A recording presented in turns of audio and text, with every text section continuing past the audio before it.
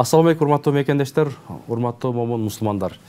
7-чи каналда Алымдар Айсын теледолбоор эфирде. Сиздердин кызматыңыздарда Темирлан Акматов.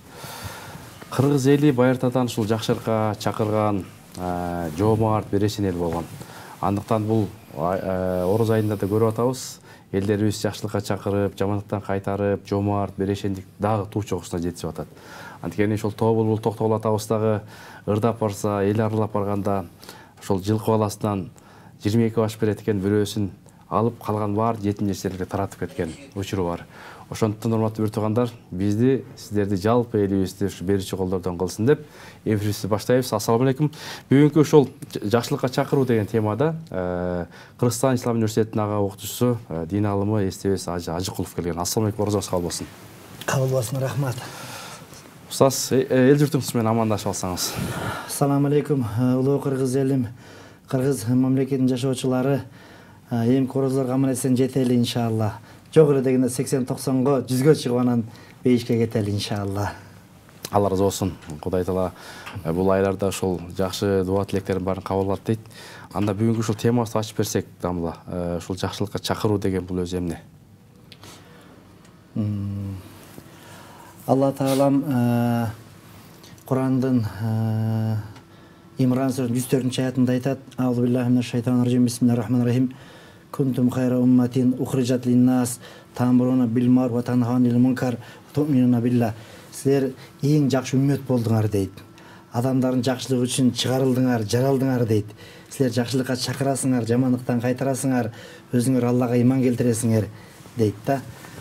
Пайгамбарыбыз айтат: силер дейт ла тахиранна, мындай бир кичинекей болсо дагы ошо жакшы ишти мындай кем санабагыла дейт. Бюачкын талик бир тууганыңа мындай жылмайып карап койсоң, ушул дагы садака дейт да. Ушул дагы садака дейт. Анан пайгамбарыбыз дагы айтып атат: силер адамдарга жакшылык кылгыла дейт. Ушунчалык жакшылык кылгыла, эчтеке колуңардан келбей калса, ушул курманын жарымын берип болсо дагы садака кылгыла дейт да. Жакшы сөз менен, башка менен, эгер ал дагы эч колуңан келбесе, жок дегенде жамандык кылбай жүрсөң, ушул дагы садака дейт. Жакшы, мындай жаштарга өзгөчө бир насаат. Ооба да. Жакшы устаз, анан ошол биз билгенден ошол тынбайсыз. Колуңузда китептер бар, пакеттин ичинде. Анан ошол жакшылыкка эле чакырып жүрөсүз, жамандыктан кайтарып. Анан убакытты кантип бөлүштүрөсүз? Ислам университетинде сабак бересиз, төрмөлөргө барасыз, жана башка жерлерге барасыз. Мен Кудай таалам береке берет. Мен эми ошол кандай десем болот? Кыяматта мен Кудай таалам айталам да, мен 1 саат өмүрүм ушу акча табайын, дүнүйө табайын деп өткөргөн адам эмесмин да. Мактаныч эмес. Менде мага деле ошо жакшы адамдар бар да. Эстеке сага бир $50,000 берели, 40 андан көбүрөөк сурасаң ага деле берели. Кийин берсең бересиң, бербесең бизден хадия болсун, белек болсун, дордодон 1-2 контейнер алып, байып, жиптерди тээп, асап үйдө жашабайсыңбы, жакшы мээнет кылып атасың деп мага жаңы үйлөнгөн кездерде 20 жыл мурун ушундай бир сунуштар болгон. Анан мен өзүмдү билем да, мен адам өзүм билет да, мен бир нерсе кылбайм. Эгер кылсам, ушу майын чыгарып кирип кетем дагы. Анан коем, дордойго кирип кетип чыкпай койбойюн.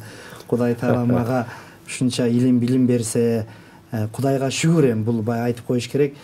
Мисалы, Манаста атабызда келет го, Арыстан Манас бу дагы атана камчың урганы, мелтеретип, найзаны бет алып Манас калганы дегендей, ушу Куранды мен ушу кыргызча түшүнгөндөй түшүнөм да. Анан ушунча илим билим менен динге кызмат кылайын деп, анан ошол эч дүнүйөгө аралашкан жокмун. Жалаң ошол Кудай жолунда өмүрүмдү. Азыр мен билинбей убакыт өткөрүп атам, Темирлан. Мен жаңы мугалим болуп киргенде, эң биринчи мугалим болуп киргенде, эң алгачкы студенттерим силер элеңер. Мына сен уже 42-ге чыгып калдың, канчага чыктың? Мен 45-ге толуп калдым. Мындай санасам, Кудай билет эми. 18 жыл жашасам 63-ке толот экем. Уже өмүр өтүп кетти да, билинбей эле. Анан мен ошо бейишке барганда дагы пайгамбарлар менен бирге болоюн деп ошо машинем деле бар, бирок айдабай ошо үйдө болсун, чүйдө болсун, каерде болсун ошо колуман келишинче аракет кылып атам да. Анан адамдар намаз окуш деле оңой эмес да, таштап коюп атышат. Анан мен атайын ошол машине минбей, ошо маршруткада, троллейбустарда баратып, келатып, дабат кылып, анан бизди көргөндө мындай кадимкидей адамдар чочуп, сиз ушул жакта жүрөсүзбү, машине жокпу? Машине бар, Кудайга шүгүр. Ошо сени намаз окуп калсын деп ушул жакта жүрөм дейбиз да. 45 жыл өмүр өтүп кетти, 18 жыл өтүп кетет да. Балким Кудай билет, 1 жыл калды, 2 жыл калдыбы, Кудай көбүн берсин. Бирок өмүр өтүп кетет экен да, темирланбай. Мен Ислам университетте сабак берем. Канча жыл болду уста сабак бергениңизге? Кудай буйруса, иншалла, быйыл 26 мартта 21 жыл толуп 22 жылга өтөт. 21 жыл толуп 22 жылга өтөт.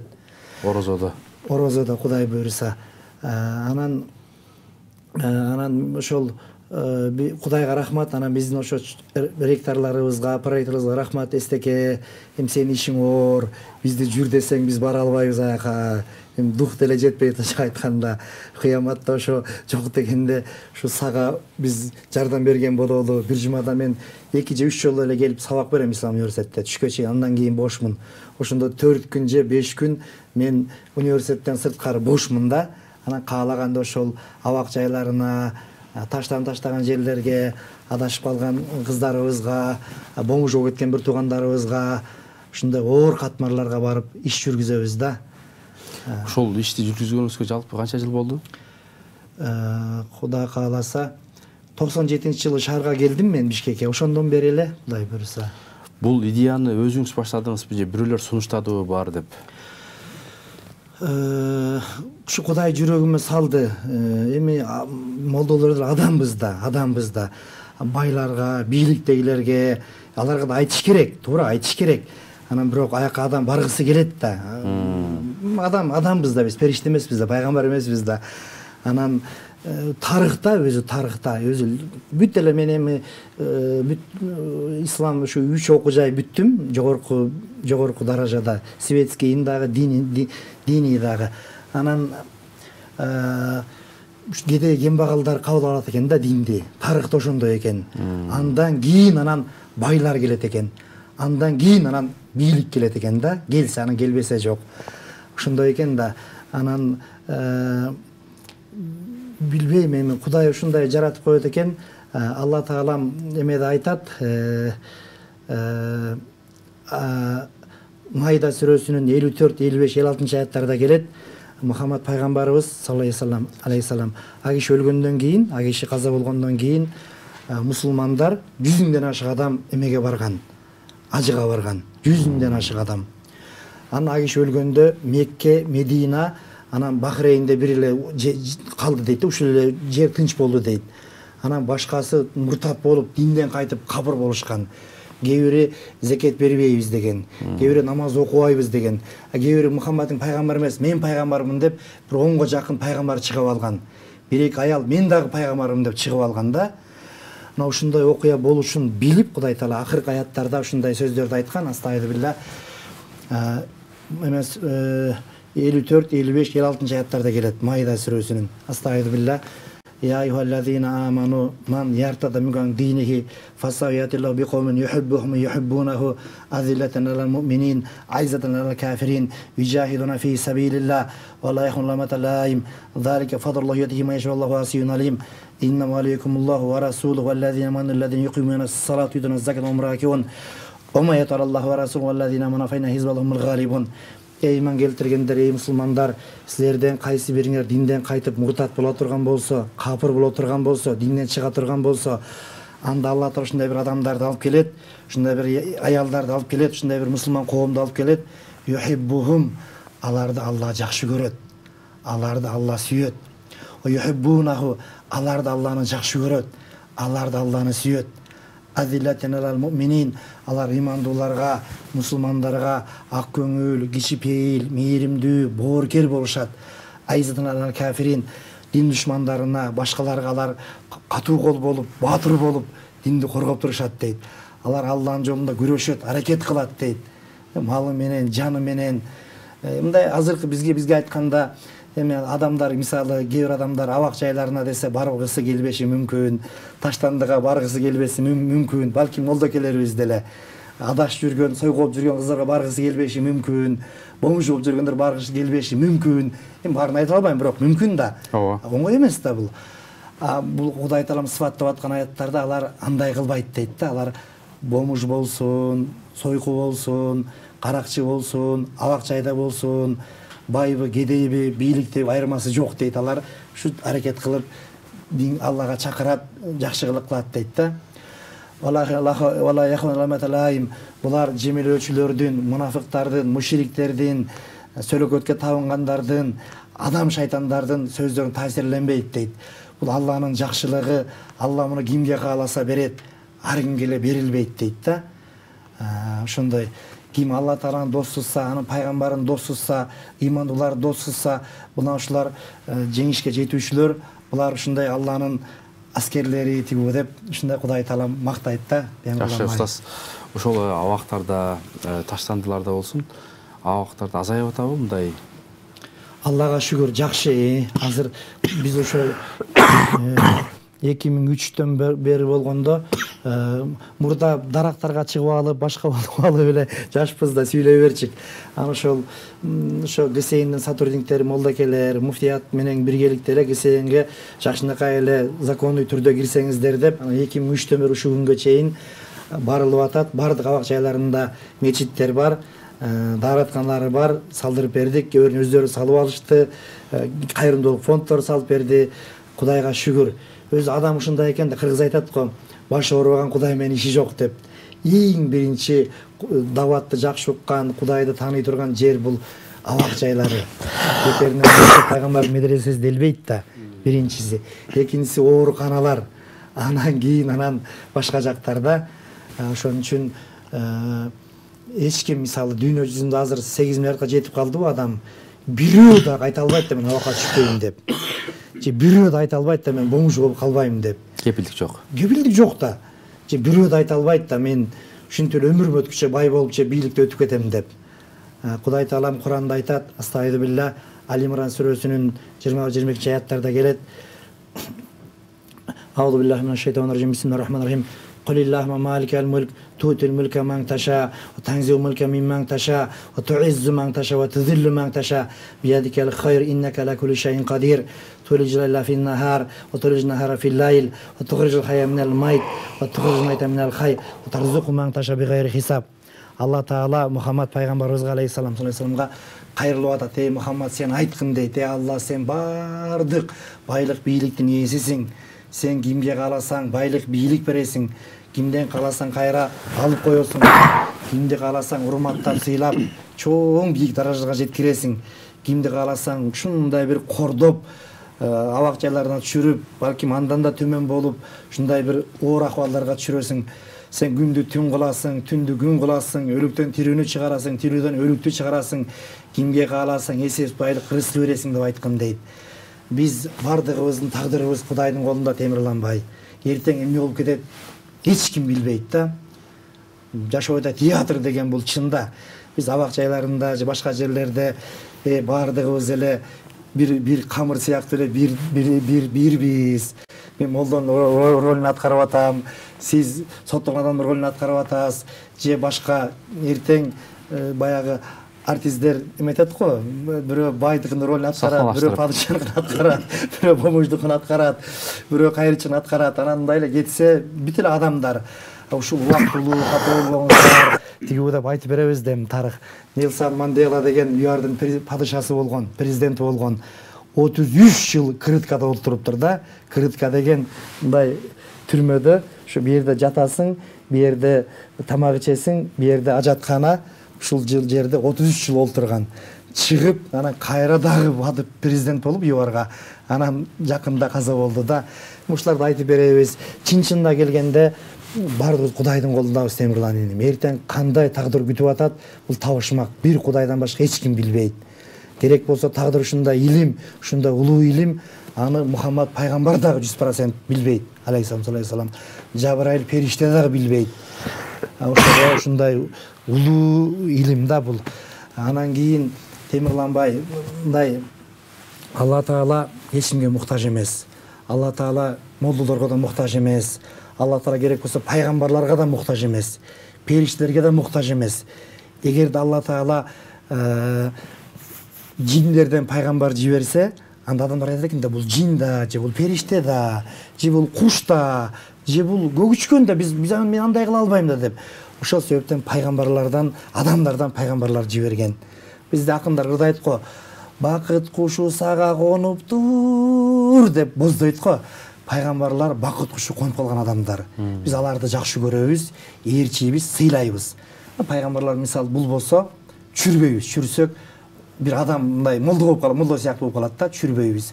Көтөрбөйбүз дагы. Көтөрсөк Иса Кудайдын баласы деген балакет ушул жерден чыгат экен да. Еврейлер айтыптыр, Узайр ибнуллах, Узайр Кудайдын баласы деп. Христиандар айтыптыр, Ал-Масих ибнуллах, Иса алейхиссалам Кудайдын баласы деп. Кудайдын баласы жок. Кудай жалгыз, теңдеши жок, башталышы жок, аягы жок.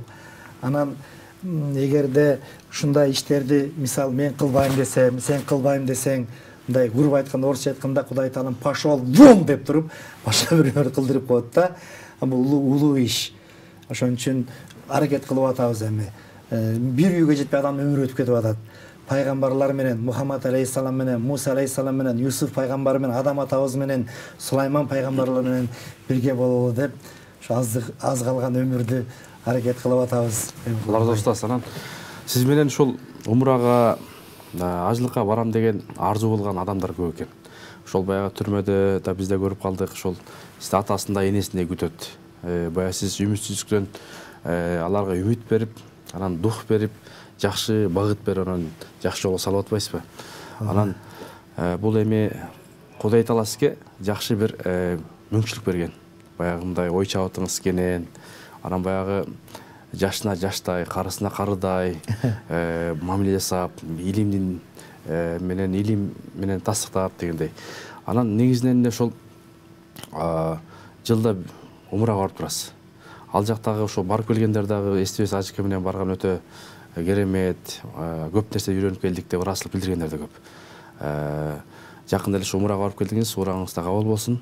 Өзгөчө ошол умрага барганда мындай Кыргызстанга кандай дуа кылдыңыз? Кыргызстанга ошо Кыргызстан түндүк түштүккө бөлүнбөй, Кокто-Колотко бөлүнбөй, урууруга бөлүнбөй, улуу Кыргыз мамлекетинин дөөлөтүн куралы, падышалар атпай турган, сатпай турган, качпай турган болсун деп Кудайга кадимкидей зыркырадым. Кечке революция боло бербей, жүрөктүн революциясы болсун, адам бололу дедим. Кытайдын өзүн 500 миллиард долларга карыз кылып коелу деп Алла Таалама эркелеп дуа кылып келдим. Карыз жаман да, карызды биз беришибиз керек. Биз бербесек эртең менин балам төлөйт, сенин балаң төлөйт. Аны американецтер же башкалар келип төлөбөйт да. Ошон үчүн биз баары бир кутулганга аракет кылышыбыз керек. Жүрөгүмдө үйүт дайыма. Ошону дуа кылып келдим. Кудай ынтымак бололу, падышалар дагы ошо адилеттүү болсун деп. Өзү бийликтеги адамдар адилеттүү болуш керек да. Шарият талап кылган нерсе боорукер болгон, өтө мээримдүү болгон болбойт. Бийликтеги адамдарга болбойт. Зулум да болбойт да. Адилеттүү болуш керек. Адилеттүү болсо ошондо бийлик уланат, баары жакшы болот иншалла. Шарият ошону талап кылат да. Сиз жашооңузда өзүңүз кандай адилеттүүсүзбү? Аракет кылам иншалла, аракет кылам. Мен ушундай адаммын, мен мугалиммин, эми балдар кээде жаш балдар да урушуп койсом дагы жүрөгүм ооруйт. Мугалим башым менен 21 жылдык тажрыйба менен ошо кайра кечирим сурайм. Жүрөгүм ооруйт да. Анан мен тамашалап коем аялыма, мен чоң кызматка жарабайм, жүрөгүм ооруйт десем, келинчек мен көңүлүмө көтөрөт.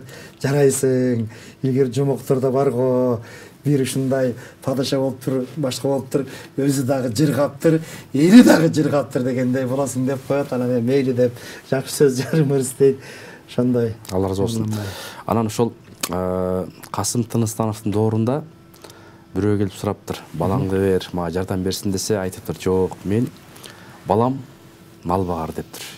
Жогору тарапта Касым Тыныстанов деген бар, ал эл багар дептир. Анан адамдар өзүчкө бөлүнө турбайбы? Жан багар, мал багар, анан эл багар. Анан ошол сиз өзүңүздө эле эмес, үй бүлөңүздө эмес, элди багып жүрөсүз. Канчалаган жерлерге ооз ачырып, абактарга болсун, андай көчөдө калып калгандарга болсун. Анан бунун сыры эмнеде? хикматы, данышмандылыгы?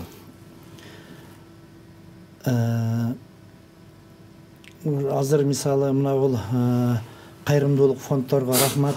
50 миңдей жетим балага ай сайын ошол 4000 сом тегерегинде пособие төлөп берип атышат да.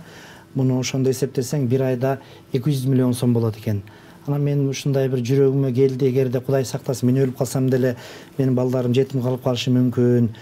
Ошол фондтордун бүт директорлори, устаздарым, студенттерим, досторум жардам берип коелу деп плюс минус болушу мүмкүн. Эми жетпесе жеткирем, бир 25 миңдейин мен киргиздим да. Мен эми билем да. Анан жүрөм башка.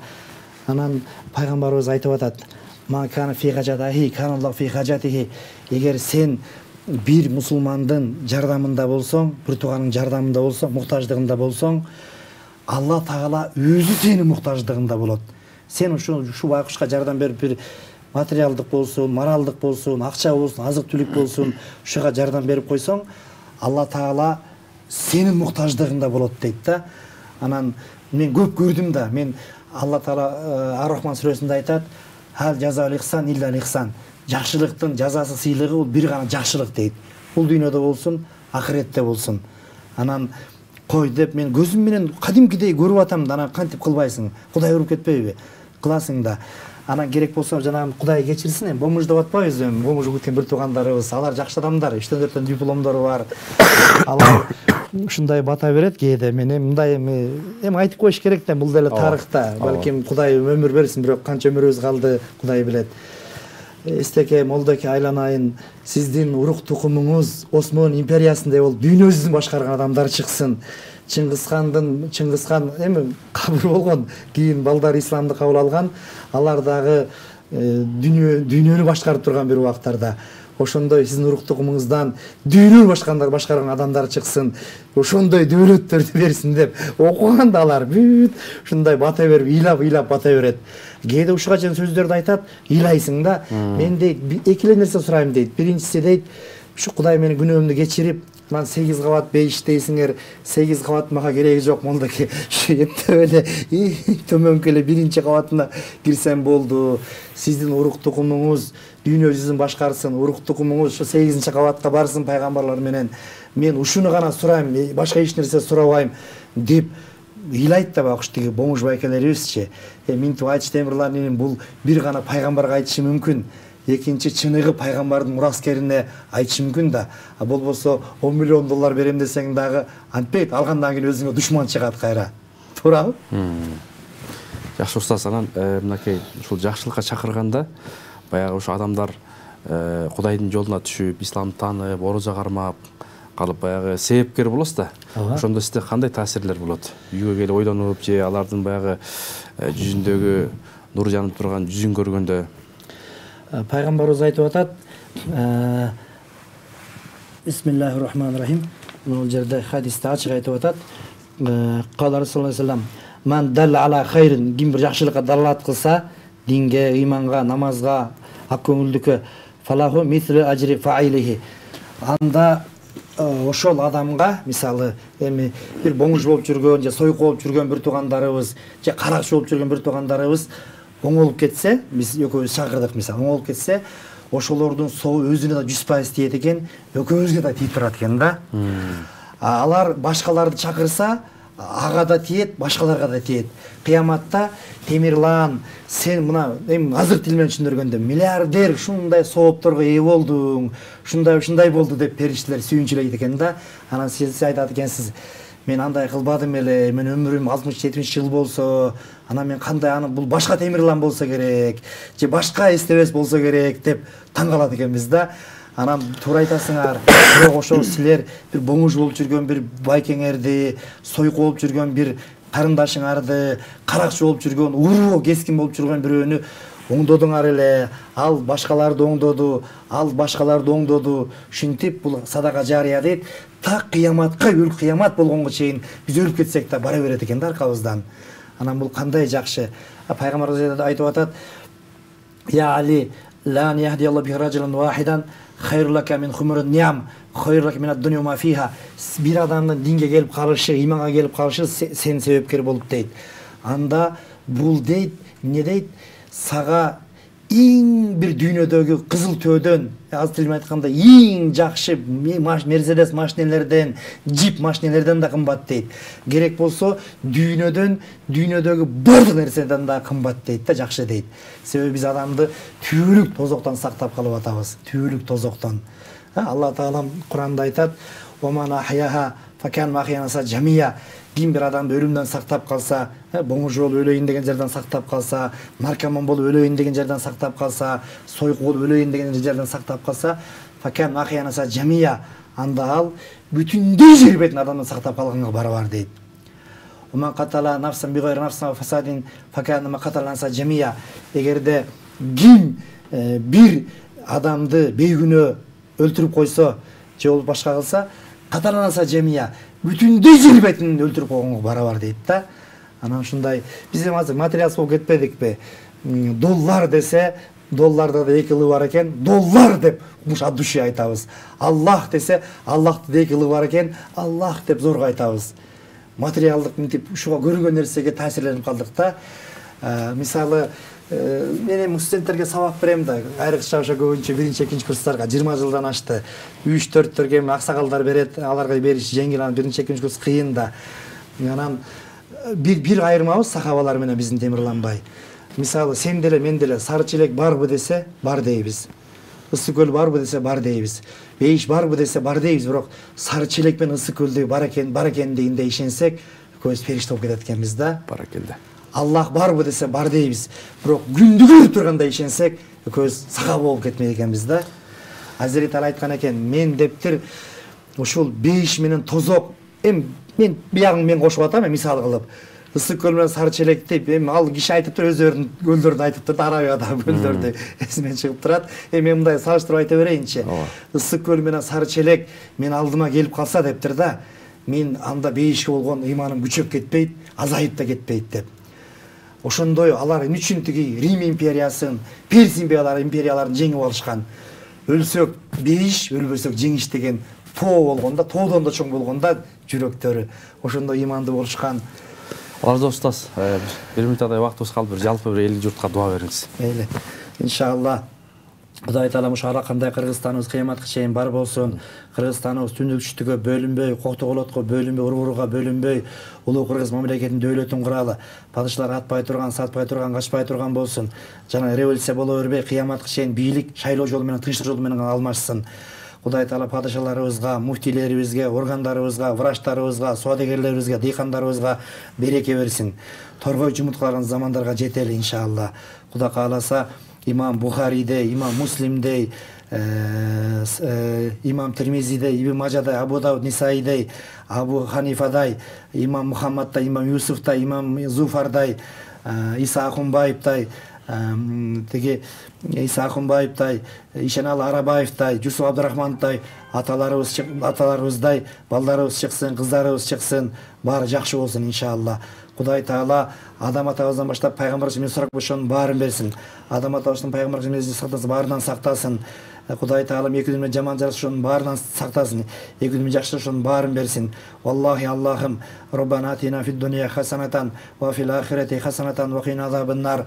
ربنا اغفر لي ولوالدي وللمؤمنين يوم يقوم الحساب اللهم إنا على ذكرك وشكرك وحسن عبادتك кийинки орозго аман эсен жетели кийинки ороз жылдар аман эсен жетели жок эле дегенде 80-100гө чыгып динге элге мамлекетке кызмат кылып жакшынакай балпайып бакай атабыздай болуп дүйнөдөн кайталы амин. Алла разы болсун, орозоңуз кабыл болсун. Урматтуу телекөрүүчүлөр, мынакей бүгүнкү ушул бизге бөлүнгөн убакытта устаз жакшы насаат кеңештерди айтып өттү.